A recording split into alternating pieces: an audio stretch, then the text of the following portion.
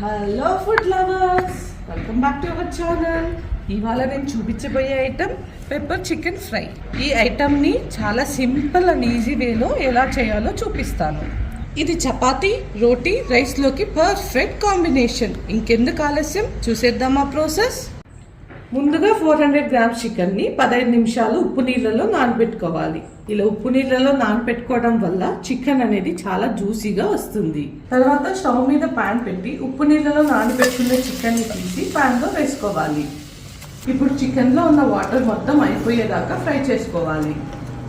చూడండి, chicken fry అయ్యే కొద్దీ చికెన్ పీసెస్ ఈ విధంగా వైట్ కలర్లో మారుతాయి.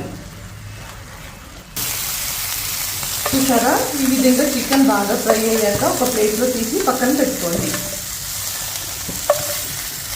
తర్వాత అదే ప్యాన్లో 3 టేబుల్ స్పూన్స్ ఆయిల్ వేసి, ఆయిల్ హీట్ ఎక్కాక 1/2 టేబుల్ స్పూన్ జీరా, 1/2 టేబుల్ స్పూన్ సోంపు వేసి ఫ్రై చేసుకోవాలి.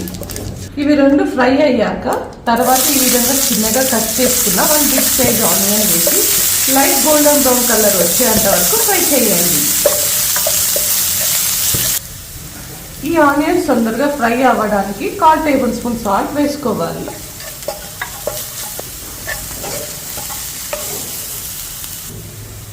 ఆనియన్స్ ఈ విధంగా కలర్ వచ్చాక 1/2 tablespoon ginger garlic paste వేసి పచ్చి వాసన వెళ్ళేంత వరకు ఫ్రై చేసుకోవాలి.